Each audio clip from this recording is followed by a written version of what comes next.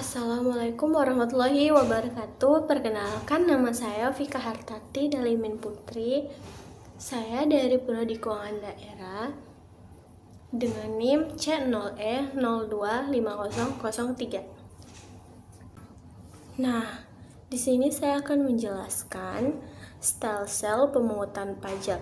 Stelsel pemungutan pajak itu adalah sistem atau cara yang digunakan untuk menentukan besarnya pajak yang harus dibayar oleh wajib pajak. Nah, dalam perpajakan itu ada 3 macam stelsel.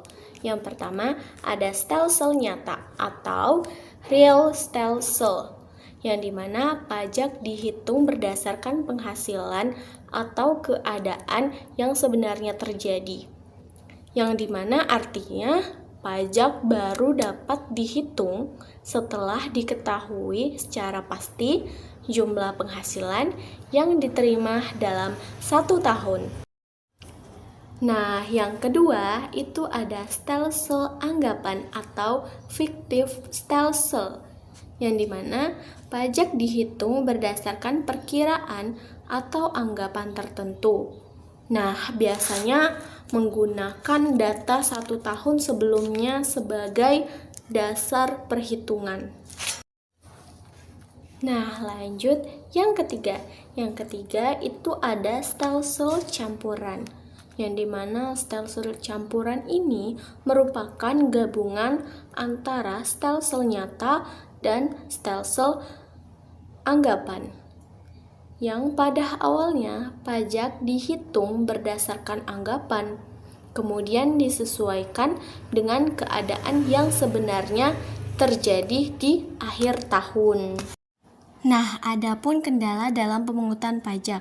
Dalam pelaksanaannya, pemungutan pajak itu tidak selalu berjalan lancar. Beberapa kendalanya itu antara lain, yang pertama, kesadaran masyarakat yang rendah, sehingga masih banyak yang belum memahami pentingnya pajak bagi pembangunan negara. Dan yang kedua, banyak yang menghindari pajak, baik dengan sengaja maupun karena kurang memahami aturan. Dan yang ketiga itu ada sistem pajak yang rumit, sehingga menyulitkan masyarakat dalam mengurus kewajiban pajaknya. Yang keempat, kondisi ekonomi masyarakat yang rendah, yang membuat kemampuan membayar pajak menjadi terbatas. Bentuk perlawanan pajak. Perlawanan pajak itu adalah sikap atau tindakan wajib pajak yang menolak atau menghindari kewajiban membayar pajak. Perlawanan pajak itu dibagi menjadi 2. Yang pertama, perlawanan pajak pasif. Itu terjadi karena kesadarannya atau kelalaiannya itu kurang.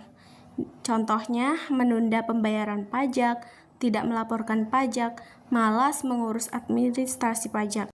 Yang kedua, itu ada perlawanan pajak aktif, yang dimana dilakukan dengan sengaja atau untuk menghindari pajak. Contohnya, menggelapkan pajak, memalsukan laporan pajak, dan menyembunyikan penghasilan. Dari penjelasan tersebut, dapat kita simpulkan bahwa pajak memiliki peran penting dalam pembangunan negara. Oleh karena itu, kesadaran dan kepatuhan masyarakat dalam membayar pajak sangat dibutuhkan demi kesejahteraan bersama.